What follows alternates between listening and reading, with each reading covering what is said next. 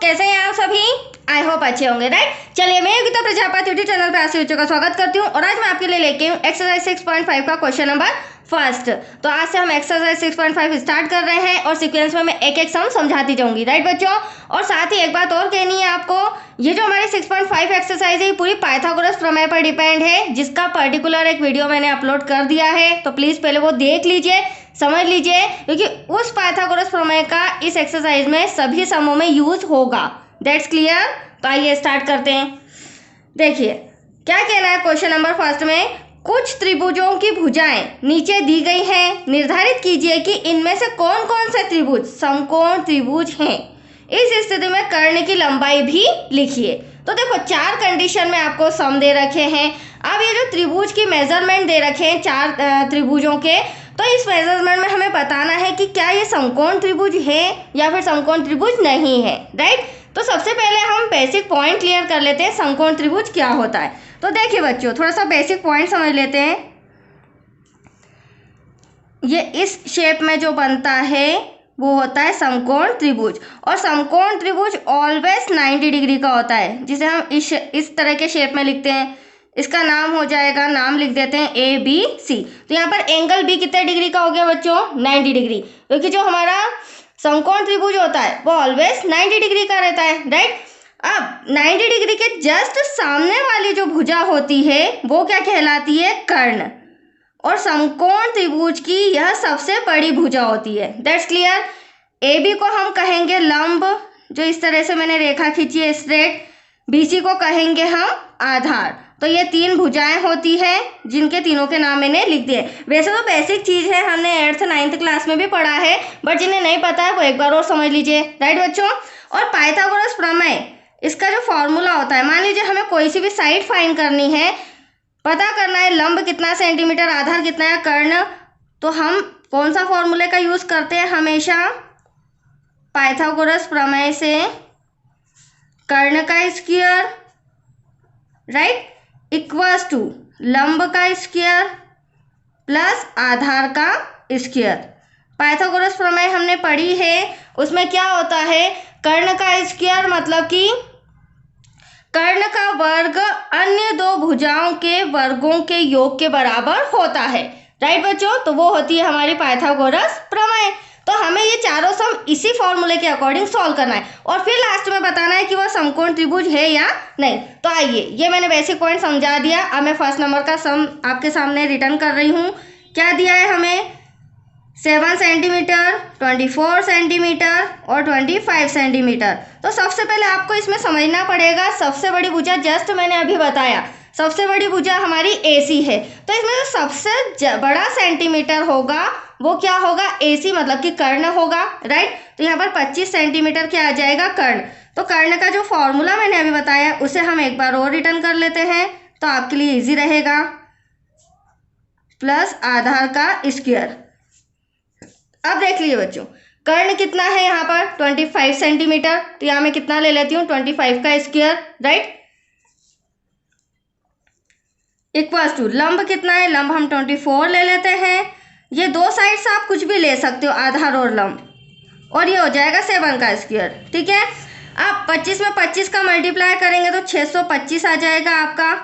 यहाँ 24 में 24 का मल्टीप्लाई करेंगे तो 576 आ जाएगा, प्लस 7 का 7 में करेंगे तो 7 7 जा 49। That's clear. अब कर्ण का स्क्वायर कितना आ रहा है हमारा? 625।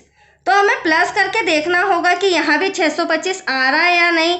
तो जब हम 576 में 49 प्लस करेंगे तो दैट्स योर आंसर 625, मतलब कि 625।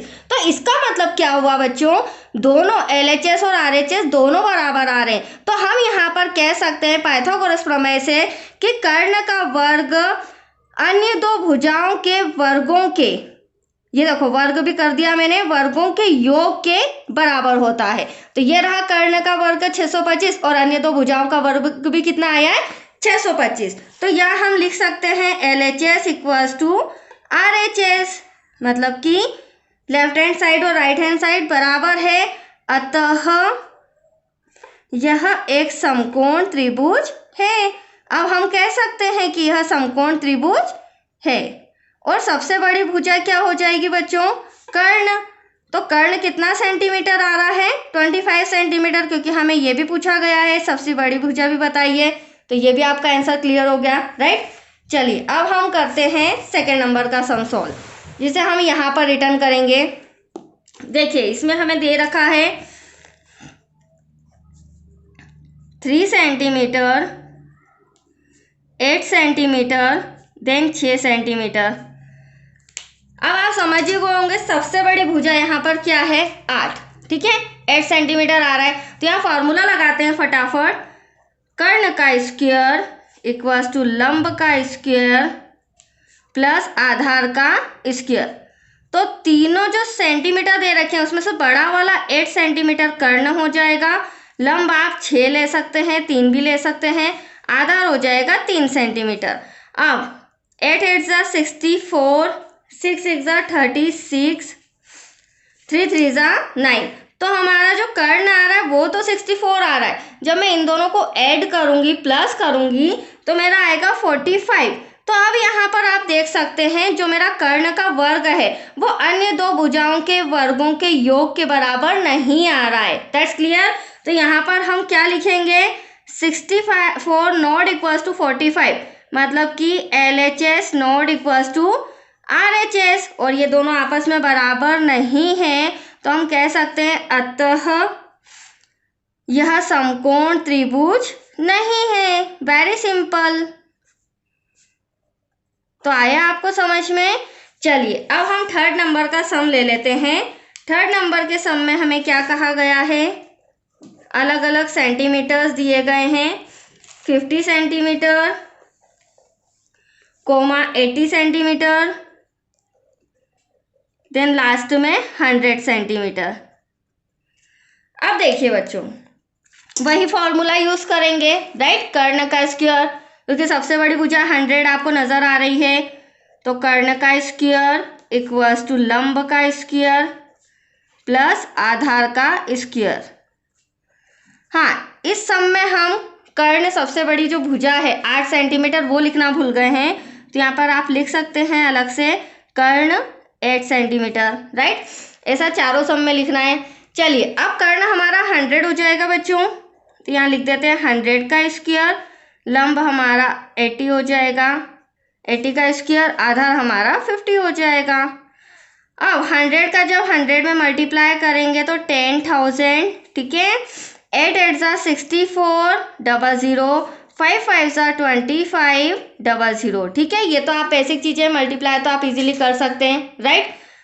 अब यहाँ पर क्या हो जाएगा? हम ऐड करते हैं, कर्ण तो हमारा 10,000 आया है, जब मैं इन दोनों को ऐड करूँगी तो 4 5 9 6 2 8, 8,900 कितना आ रहा है? 8,900। तो आप देख सकते हैं बच्चों ये भी हमारा इक्वल नहीं आ रहा है, मतलब कि कर्ण का वर्ग अन्य दो भुजाओं के वर्गों के योग के बराबर नहीं आ रहा है।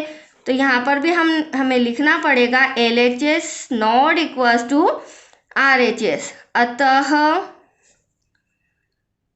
यह समकोण त्रिभुज नहीं है। Any doubt? और कर्ण जो है वह कितना सेंटीमीटर है? सबसे बड़ी भुजा 100 सेंटीमीटर। That's clear. चलिए अब लास्ट में हम यहाँ पर फोर्थ नंबर का सम सॉल्व कर लेते हैं। फोर्थ नंबर में हमें दिया गया है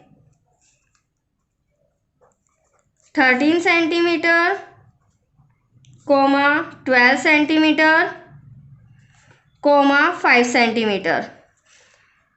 अब देखिए वेरी सिंपल, कर्ण का स्क्वायर इक्वल्स टू लंब का स्क्वायर प्लस आधार का स्क्वायर। अब देखिए कर्ण सबसे बड़ी भुजा 13 नजर आ रही है, तो वो हमारा क्या हो जाएगा? कर्ण, तो ये 13 का स्क्वायर, लंब हो जाएगा हमारा 12 का स्क्वायर प्लस 5 का स्क्वायर। अब 13 का जब हम 13 में मल्टीप्लाई करेंगे तो कितना आ जाएगा बच्चों?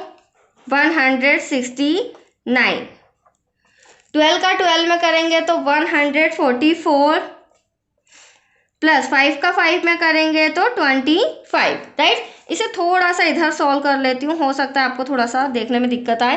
तो हमारा कर्ण तो आया 169, राइट बच्चों। अब हमें देखना पड़ेगा जो हमारा लंब और आधार है, इनको अगर मैं ऐड करूँ तो कितना आ रहा है 144 देन 25। तो इनको जो मैं प्लस कर रही हूँ तो ये भी दैट्स योर आंसर 169। तो यहाँ पर हमारा जो कर्ण का वर्ग है वो अन्य दो भुजाओं के वर्गों के योग के बराबर है। तो हम कह सकते हैं कि हाँ यह समकोण त्रिभुज है, क्योंकि LHS इक्वल्स टू RHS। यहाँ लिख देते हैं अतः यह एक समकोण त्रिभुज है, राइट। और सबसे बड़ी भुजा कर्ण क्या हो जाएगी आपकी 13 सेंटीमीटर। That's your answer. तो आया आपको समझ में बच्चों? ये सम कंप्लीट हो चुका है। बहुत ही अच्छा सम था, छोटा सा और इजी भी था।